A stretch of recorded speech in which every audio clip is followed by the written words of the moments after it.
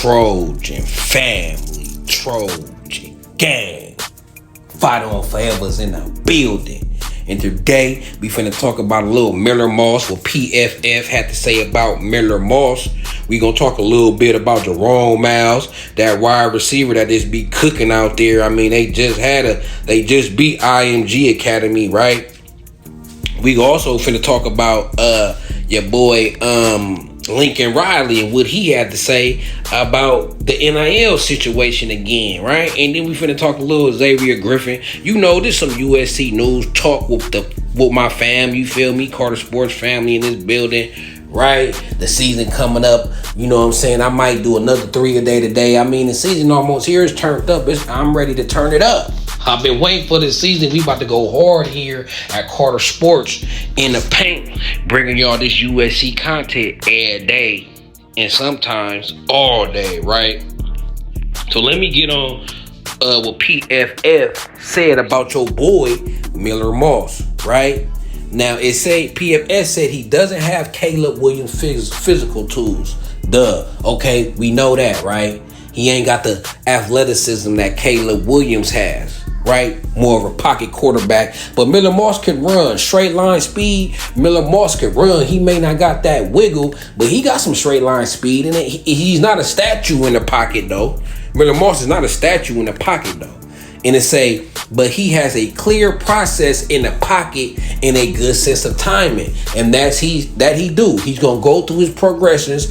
Ain't nothing there. He gonna take the check down. He gonna take the check down, right? That's something Caleb Williams hated to do. Caleb Williams did not want to take that check down. Caleb Williams would rather throw a 50-50 ball 50 yards downfield and take that check down. I know sometimes the running backs be like, dang, Caleb, like throw me the ball. Like if you a running back and you like getting receiving yards, you probably don't like that with Caleb, because I seen him plenty times overlook the check down. And sometimes the check down keep the chains moving. Sometimes a check down turn into a 20, 30-yard gain, right?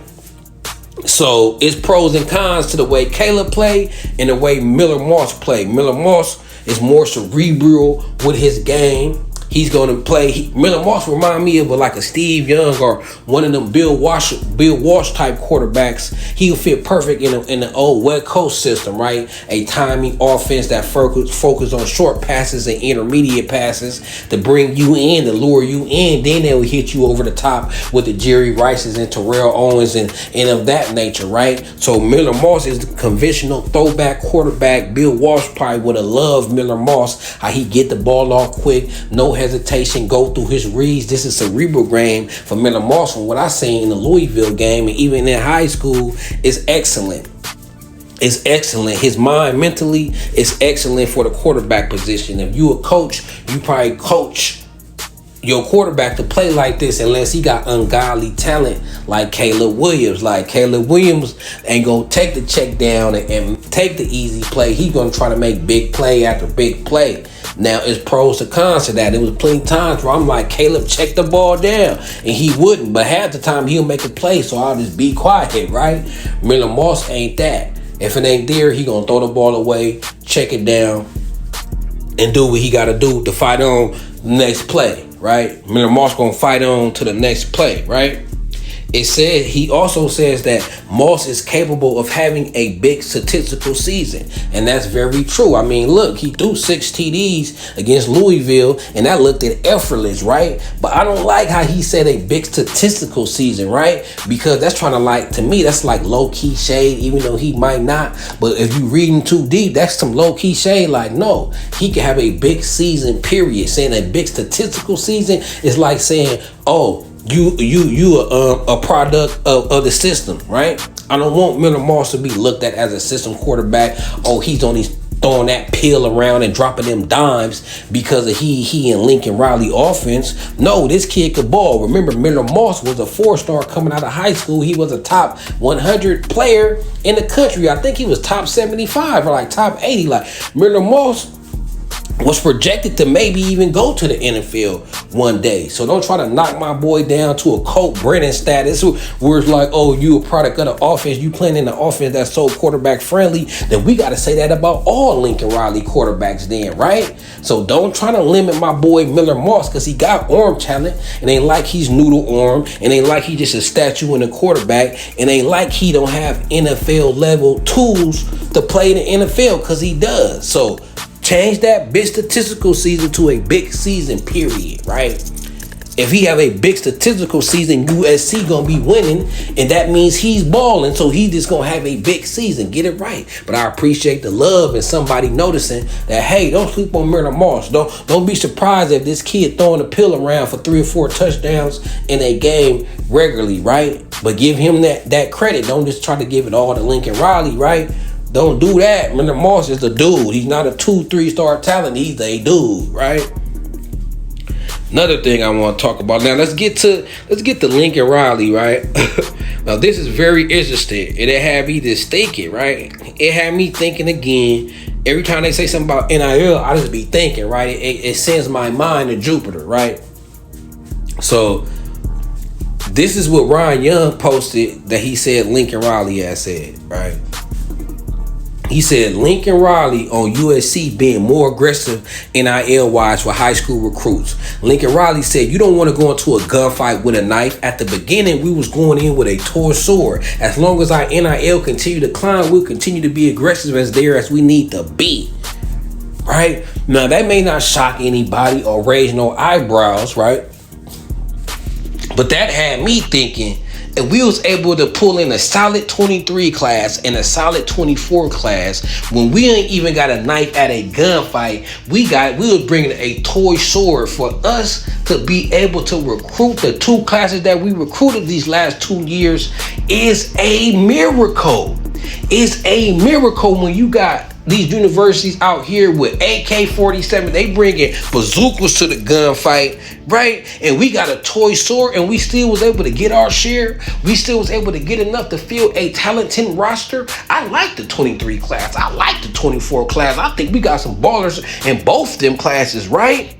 So for us to be able to recruit some baller classes with a trash NIL, according to Lincoln Riley, he get a toy sword analysis to a gunfight, aka trash NIL, right? I'm just gonna keep it real. I ain't gonna use old terminologies like a knife to a gunfight. I'm just gonna break it down simple for today's USC fan. That means our NIL was trash, right? That means every player we get, it was about academics and this and that, right? We had one hand behind. We was fighting with one hand tied behind our back, and we still knocked out a couple few. We was fighting with one hand tied behind our back, getting jumped. We still caught a couple suckers. So you know what I'm saying? We still checked a couple, right? So that just shows the potential that USC has once we get our NIL right, and our NIL is steady climbing and revenue sharing kicking in next fall, buddy, right? So the fact that we could have 2 solid classes and basically our NIL probably was the weakest out of all the blue bloods and all the top Power 5s. How many Power 5 or Power 4 now and blue bloods is coming into NIL with a toy sword? None of them. They all coming with that bag. They all coming with straps. They all coming with that Call of Duty loadout, right? They coming with Call of Duty loadouts, and we had a water gun. We had a plastic knife, and we still was able to do things. We still was able to have schools choose USC over these other schools with the bag, right? So that just shows the potential. Once we get our money right, and it's getting there, #1 class loading. No doubt. That's why the NCAA, SEC, ESPN, that's why they try so hard and still right now to keep USC down. They don't want us to make it over that hill, make it over that hump, because it's night once they do. Right, these last 2 recruiting classes really got them scared, because they like, man, USC is able to do that, and they NIL been lacking. I'm telling you, those who know the sport and it's against us is shivering in their boots, because once we get our money right, #1 class is loading.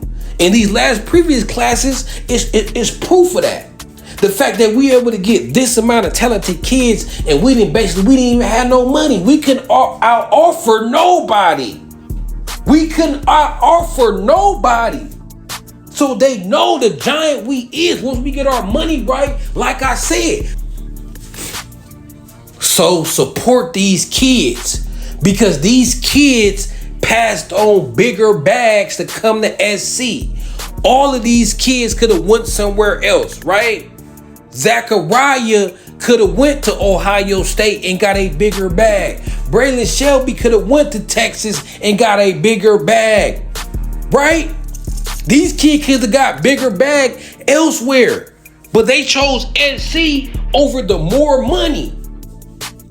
They chose SC over more money. So all these kids is special, and all these kids is my favorite Trojans of all times because I know high school athletes. I got family in college football. I know how this game going, and I know 80 to 85% of our kids, especially the blue chip 4-stars, all of them passed up on more money to come to SC.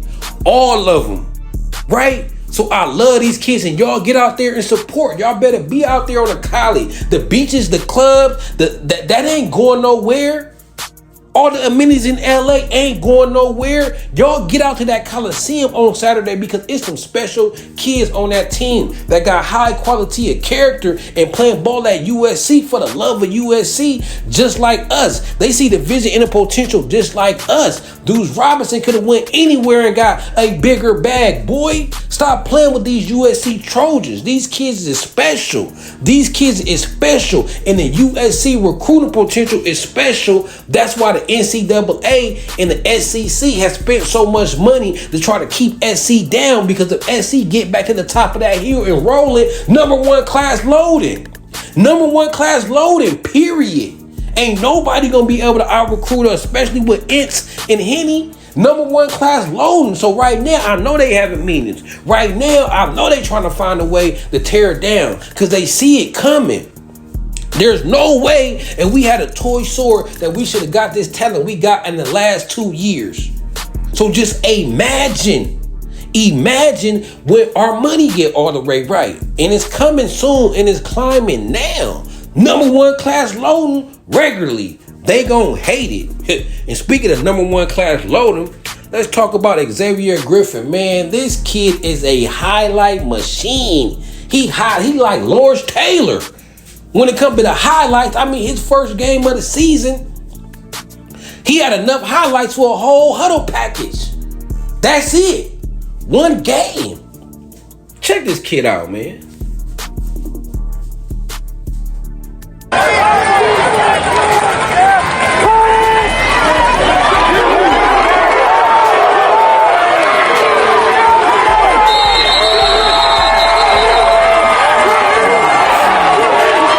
Xavier Griffin, man. This kid, like when you watch this kid highlights, right? When you watch this kid highlights, it seems like the offensive line be with him. But then you double back and you watch it again and you see you got too much speed. And when he need power, he got that too. He be a complete mismatch out there. You know how sometimes you'll see an offensive lineman and he is a complete mismatch for the high school level and defensive lineman. Xavier Griffin be making offensive linemen look like they shouldn't even be on the field. Look, I'm telling you, USC about to come edge you. You feel me? Defensive end you. You feel me? Because we know that Braylon Shelby coming. Right? Anthony Lucas coming. We know Cam Fountain coming. He's a for sure thing. Right? And then you add this kid in Jadon Perlott. Now, disclaimer. Now, Xavier Griffin and Perlott could end up being linebackers, right?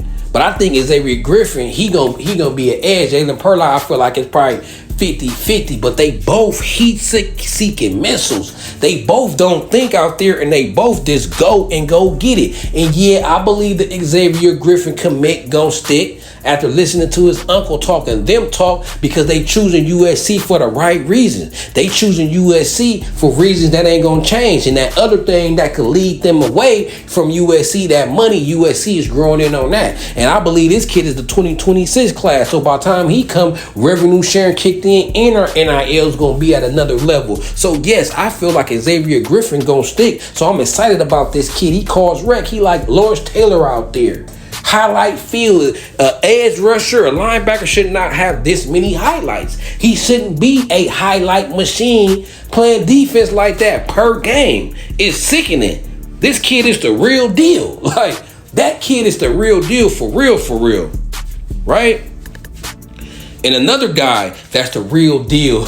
Hey, this 2020, I believe Jerome Myles is, excuse me if I'm wrong, but I do believe Jerome Myles is 2026 as well. If he 2025, then even better. I should have did my homework on his class before I made this video, right? But y'all go check that out. I think he 2026, but like I said, if not, even better. I'm just excited about this kid because I know he on USC radar. I know he go visit the campus. And he just played against IMG Academy and was one-handed touchdowns balling. I think he at least had 2 TDs. I'm freestyling this video right now through excitement, right? So I can't remember his exact stats, but I've seen the game. He caught 2 TDs for sure. He at least caught 1 for sure, right? He caught 2 for sure. I seen 1 up the middle. And then I seen the one-hand grab. And this is against IMG Academy. They like the modern day of Florida, right? They get all the best talent around the state and throw them on one team, right? They even get kids from out of state to come down there and move down there and play. So IMG Academy is an all-star team of high school players. And this kid out there putting on a clinic against them, right? This kid out there putting on a clinic, Jerome Myles, another kid that seems special, looks special, is special, and on SC radar. I hope we get this kid and continue the wide receiver youth tradition we have. The future looking bright for SC, and there's a lot of talented players out there, star players out there that's on our radar, and we looking at, and we in the mix, gang. We in the mix for a lot of talent. So let's just recap all this, right? Miller Moss projected to have a dominant statistical season. Xavier Griffin and Jerome Myles is out there balling. And Lincoln Riley said, we had a toy sword all this time in NIL. Now we finally got a pistol. Right? Now Ohio State, Texas, they got that Call of Duty loadout. But hey, we getting there. We getting there. And when we get there, it's over. Like, they gotta find a nuke. Like, they either gotta poach all our coaches or something. Because if we go unbothered and untampered, you know what I'm saying? We gonna be having the #1 recruiting classes, y'all. Because we done had a couple top 10, 15 classes with no money. You know what I'm saying? Basically, we've been doing this with no money. So just imagine, we're going to kill. We're going to have one of them classes where we got the #1 D tackle, the #1 D end, the #1 linebacker. I'm telling you, wait till our money get right. We're going to have to turn down kids. All the kids we got without money, double that. You feel me? When we got, 20, 25 kids last year, it would have been 50 kids trying to sign last year. We had our money. We would have had to pick and choose. Because with no money, we were still able to fill a full class. Imagine what we do with our bread. #1 class loading. #1 class loading. The giant is coming back. You know what I'm saying? It's a slow resurrection, but we coming back. And when we come back, it's going to be over. Because we going to have one thing that no college university has. And that's the great city of Los Angeles. The marketing, the #1 entertainment capital of the world. One of the greatest climates of the world, and money.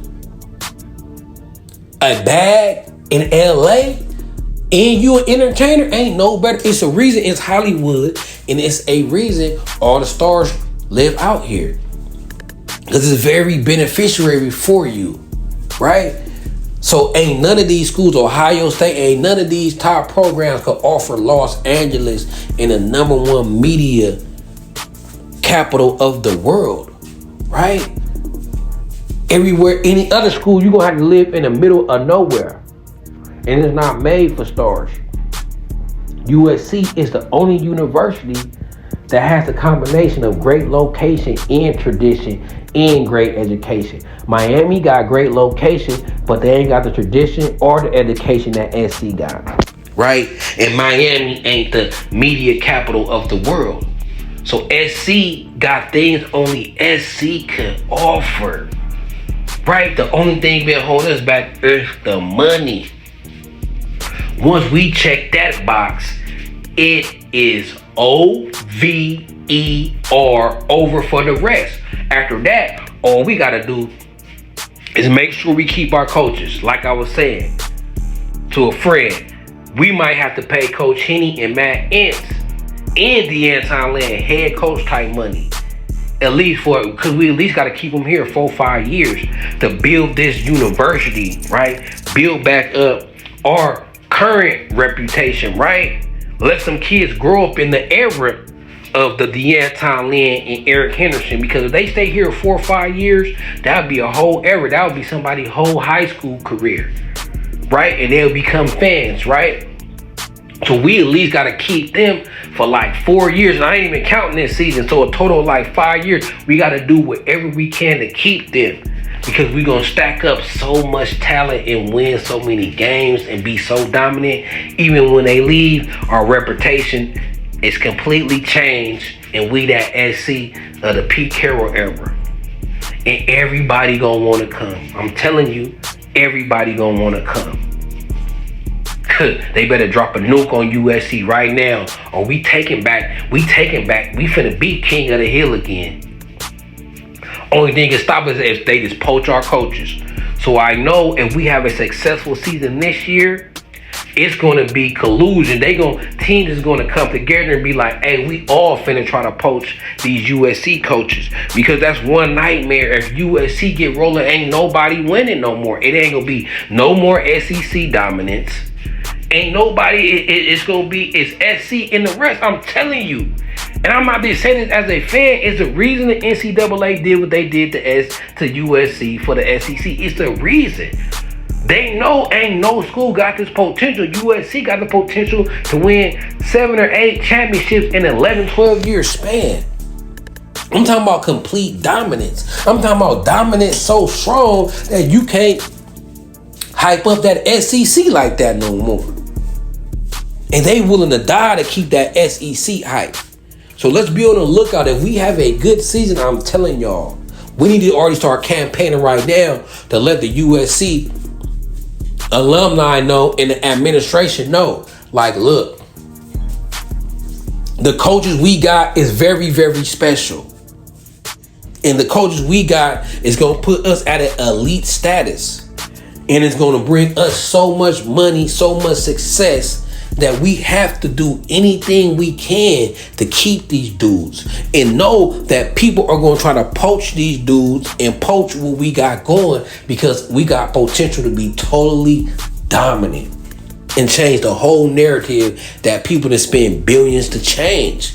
Like it's been millions of dollars and billions of dollars spent that had an SET on top and keep SC down, right?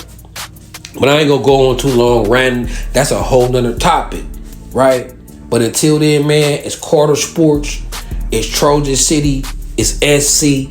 So let's go.